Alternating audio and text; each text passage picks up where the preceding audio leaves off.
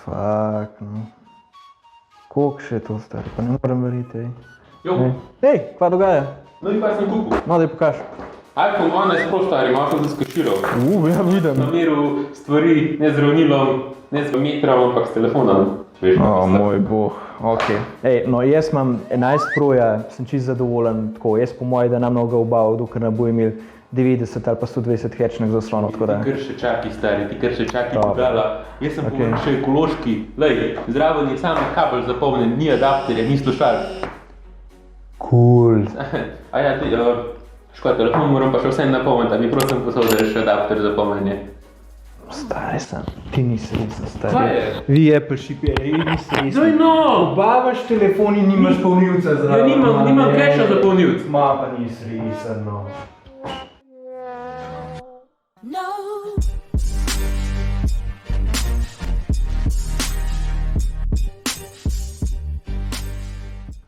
Živijo, pa Andraž in Davor iz The Sweet Tech TV in evo, danes imamo končno obljuben video za vas o novem iPhone 12 Proju, ki je že sicer dober mesec v prodaji.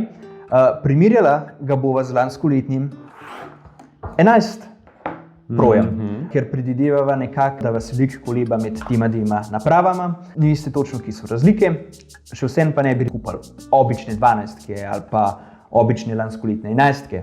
Tako da, če se odločate za nakup teh dveh mobilov, ste prišli na ta prav naslov. Prosim vas edino, da če vam je všeč, da ga všečkate ta video, se naročite na najin YouTube kanal, tako, in pa naj jo spremljate na Facebooku, Twitterju, Instagramu in pa TikToku. Yes. Tako da dajmo začeti. Ok, da bomo šli kar lepo po vrsti.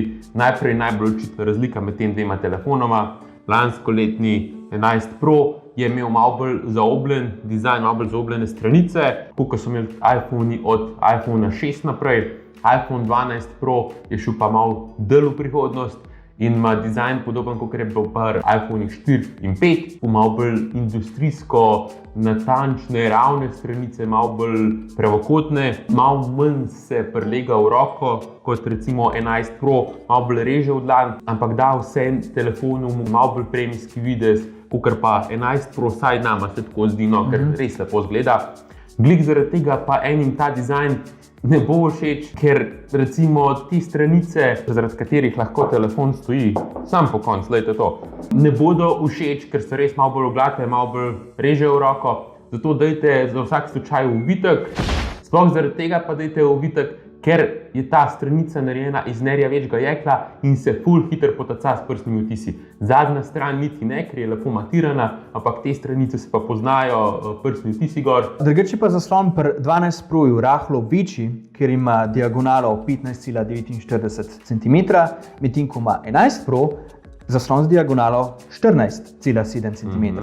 Tako da midva pozdravljava, da je Apple končno povečal zaslon pri 12 Proju, ker je bil 11 Pro kar ne vem, no, malenkost je bil malo premečken za najin okus. Ker lažje uporabljati, ampak premehen. Ja, no, kakorkoli še zmeraj se ga da uporabljati z eno roko, kakor vidite, ker pa za njegovega večjega bratca 12 Pro Maxa sigurno ne morava trditi, ampak to boste več izvedeli v naslednjem videu, ki ga že pripravljava za vas. Razen tega zaslon niti ni kaj dosti drugače, no, kakor pri 11 Proju. Malo so skrčili rob, zareza za Face ID je še zmeraj enak velika, zaslon pa je fantastičen oziroma dobro kalibriran glede barv pri obeh in ima odlično osvetljenost. Vse to skupaj pa dobro zaokrožajo še teli zvočniki, tele spodaj so močni, stereo zvočniki. Kar se pa ekrana tiče, je pa še to, telefon ima gor keramični ščit, kakor mu Apple pravi, in da bi bil 4-krat bolj odporen na padce, kakor pa iPhone 11 Pro in pa verjetno kakšen drug telefon. Sam tega lih ne bova pokazala za resno, bo to pustila, da Everything Apple Pro naredi, ker ima več polka, več sledilcev, kakor vidi pa tudi cache. Ta ščit tudi majčkeno pomaga pri tem, da se telefon manj opraska, ampak še zmeraj bo to pustila drugim. Jerry Riga Everything ne dela svoje durability teste pa drop teste, pa tam pokaže, kaj se dogaja z ekranom. Še vsem se pa splača dati en zaščitno steklo gor, zaradi tega, ker mikroskopske praske se še vse naredijo in nočva, da kupite drag telefon pa ga hitro popraskate. Ja, res ne. Večja razlika med njima je pa v njuni notranjosti. 11 Proja poganja A13 bionični čip, medtem ko 12 Proja poganja čip A14 Bionic, ki je pač od prvega valjda boljši na tisti, tako pri enojedrni, kot tudi pri večjedrni uporabi, ampak, kot sva rekla že tokrat doslej, povprečen uporabnik za povprečno uporabo tega ne bo opazil. Ker sta oba dosti dobra. Res je. Boste pa verjetno opazili, da so telefonski klici oziroma povezljivost zaradi telefonskih klicev boljša, zaradi tega, ker je Apple končno nehal delati noter Intelove modeme za povezljivost in je sklenil deal z Qualcommom in noter dal njihove modeme, je boljša povezljivost, tako da to je zelo dobra novica za vse Apple fane, ki so imeli v zadnjih letih v primerjavi z androidnimi uporabniki mogoče večkrat slabšo povezljivost glede klicev. Če boste slučajno šli v planine in nucate reševalce gorske, jih boste mogoče tokrat priklicali do cajta. Tako smo že pri notranjih komponentah. Ne morva mimo 5G-ja. Tokrat so ga omenili. Ja, ogromnokrat. 5G, 5G, 5G, 5G. 5G, 5G, 5G. 12 Pro ga podpira, 11 Pro ga ne. Midva ga zaradi korone zaenkrat pri 12 Proju še nisva uspela testirati, ampak nič ne de, glih tako vam lahko eno stvar poveva za ziher. Ne kupujte 12 Proja ali pa 12 Pro Maxa zaradi 5G-ja. Tehnologija še ni dozorela, pokritost še ni dobra in pri nas bo trajal še kar en lep cajt, da bo zadeva funkcionirala tako, kakor mora. In tudi tisti, ki ste recimo uporabniki pri Telekomu, ki ima vzpostavljeno 5G omrežje, boste hitro pogruntali, da ni to dozorela tehnologija, še da ni toliko boljša. Ne, sploh ne. Sploh boste to uporabili pri bateriji, kjer boste zelo hitro ugotovili, da boste mogli skleniti kompromis. In sicer, če hočete uporabljati 5G omrežje, 5G signal, vam bo šla baterija bistveno hitreje, kot pa če ga bi uporabljali pri 11 Proju. Testi so vam prišli, pa so pokazali, da 12 Pro ima malenkost večjo porabo baterije kot 11 Pro. Valjda boste rekli, da je to zaradi tega, ker se 5G uporablja skozi, ampak se ne uporablja skozi. 5G se ne uporablja skozi, ima tak Apple temu reče adaptivni način, da se 5G pride samo takrat, ko je dosti dober signal in zaradi katerega bi bila potreba potem. Ne zmeri. Testi pa kljub temu razkrivajo, da ima 12 Pro v zadju mogoče malo večjo porabo baterije, tudi če ni zaradi 5G-ja. Ne vem, a je to zaradi tega, ker je več rama, 6 GB rama, tukaj samo 4 GB rama. Kakorkoli, veste zdaj, da ima mogoče iPhone Pro vseeno malo boljšo optimizacijo baterije, tako da imejte to v obziru, ko kupujete telefon. Preden se posvetimo glavni razliki med njima, še na hitro poveva, da ima 12 Pro boljšo zaščito proti vodi in prahu kot 11 Pro. 12 Pro lahko zdrži potopljen v globini do 6 metrov za pol ure, medtem ko 11 Pro zdrži potopljen do 4 metre za pol ure. Ni velika razlika, je pa vseeno tukaj. Ok, da nehava zavlačevati. Največja razlika med telefonoma je v njunih kamerah. Čeprav vsi, ironično, če tako gledaš, sploh niso različne med sabo. Oba imata namreč identičen nabor 3 kamer, navadno široko, ultra široko kotno in pa telefoto kamero. Razlika je v tem, da ima 12 Pro večjo zaslonko na glavni kameri, kar pomeni, da lahko vase sprejme več svetlobe za boljše nočne fotografije. Poleg tega pa ima še dodaten senzor LiDAR, s katerim zbira informacije o globinski oddaljenosti subjektov, kar mu omogoča, da dela pač res tiste vrhunske nočne portretne fotografije. Tako da, če hočete v petek zvečer v Parlji žurati, zdaj tako ne morete zaradi korone, ampak če bi lahko, pa bi hoteli narediti pijano fotko v portretnem načinu nočno, pa jo potem objaviti na Instagram, pa čez par ur obžalovati, bi to lahko naredili s tem telefonom zelo dobro, ampak tako dobro, da ne morete tega trenutno narediti. Hvala Bogu. 11 Pro na ultra širokokotni kameri lahko tudi uporablja nočni način, oziroma 12 Pro. 11 Pro ga ne more. Video posnetki so bili od zmeraj na iPhone-ih ful dobri. Tukaj se ni ful izboljšal, mečkene izboljšave, ni velikega preskoka naprej. Edino, kar je pa novo, to je pa, da se lahko snema tudi v formatu Dolby Vision HDR, kar pa pride do izraza samo na drugih iPhone 12, na temu niti ne, pa na drugih kompatibilnih napravah, ker ta standard podpirajo, ampak tako, ker je zmer pri novih standardih, se ne morejo proizvajalci zmeniti glede vseh podrobnosti. Tipično.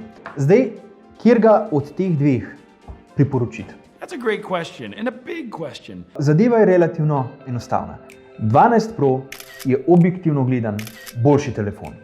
ima boljše kamere, novejši čip, pa nov dizajn. Poleg tega ima na hrbtu še magnet za sistem MagSafe, s katerim se lahko trdno priklop na kompatibilne brezžične polnilce, nanj se lahko namesti magnetne denarnice, pa eksterne baterije za polniti, pa še cel kup drugih pripomočkov. Ampak, še zmeraj, to res niso take zadeve, da bi ga lahko kar avtomatično priporočila vam kot boljšo izbiro. Hitrost novega čipa ne boste opazili hitrosti. Kamera vam bo boljša samo, če res hočete na polno delati ti nočne portretne fotografije. Ja. In premikati recimo, ne vem, pohištvo s pomočjo navidezne resničnosti v IKEA-ni aplikaciji s pomočjo senzorja LiDAR. Yep. Baterija je slabša in ni nujno, da vam bo nov dizajn sploh všeč. Tako da, če kolebate med iPhone 11 Pro pa 12 Pro, si pogledajte, če najdete kakšne popuste za 11 Pro in ga obavite, ker ne boste veliko stvari izgubili. Če vam je pa majčken mar za te stvari, ki jih je Andraž omenil, pa je to ponavadi samo za tehnološke entuziaste sicer, ampak če vam je vseeno važno, je nakup 12 Pro še zmeraj vprašljiv, zaradi tega, ker ima 12 Pro direktnega tekmeca v cenejšem bratu navadni 12, ki je v bistvu enak velik. Največja razlika je pa samo to, da ima malo slabše kamere, pa mogoče malo slabšo baterijo.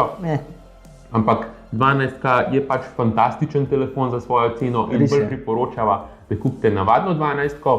Če imate pa cash, pa če hočete se malo izprsiti, imate pa na voljo 12 Pro Max, v katerem bo naslednji video. Tisti je sicer dražji, ampak je tudi večji, ima večjo baterijo, boljši sistem kamer. V bistvu je tisti največ, kar Apple ponudi, in če hočete malo več dati za telefon, predlagava bolj Maxa, kot pa navadno 12 Pro. Sorry, res je tako. Glih zato je 12 Pro v zgodbi v letošnjih iPhonih nek neroden sreden otrok, ki ga vsi nekako porivajo v zadje. Je odličen telefon, da se ne bomo narobe razumeli, fantastičen, ampak problem je v tem, da je tudi obična 12 zelo dobra. Ima 12 Pro recimo odlične kamere, ampak a veste kva? iPhone 12 Pro Max ima še boljše. 12 Pro je tako rečen, ne vem, neko žrtveno jagnje Appleove letošnje strategije. Če bi imel vsaj 120 Hz osvežitev zaslona, poj bi ga lahko recimo priporočala na mest 11 Proja ali pa na mest obične 12 na podlagi tega. Pa je nima. In glih zato ne moreva reči nič druga kot to, da kupite 11 Pro, če ste v precepu, verjemite nama, nič ne zamujate, še več, v škatli boste dobili vsaj polnilca in pa slušalke, ker... Samo kabel. Ništa. Se oproščava, ta video je bil majčken daljši, ampak je ga, če hočete dober nasvet dobiti, moramo tudi midva malo bolj na široko povedati, da čim več informacij zajameva. Upam, da so vam pomagala pri tem, če boste zapravili veliko denarja za ta sicer zelo dober telefon. In zaupajte nam v komentarjih, katerega izmed teh dveh bi vi vzeli. Tisti, ki ste za androidne telefone, ne nam govorite, da nikoli ne boste iPhone kupili, itak veva. Ampak lahko nam pa vsem poveste, katero od teh dveh se vam zdi boljši in tudi lepši dizajn, recimo. Ja, to pa lahko. V glavnem, to je danes to za današnji video. Lepo bodite, ostanite zdravi, midva se veseliva že novega videa, ki bo govoril o velikem fantu iPhone 12 Pro Max, tako da sva ful v pričakovanju, upam, da tudi vi. Še enkrat pa hvala za ogled in se vidimo v naslednjem videu. Ciao.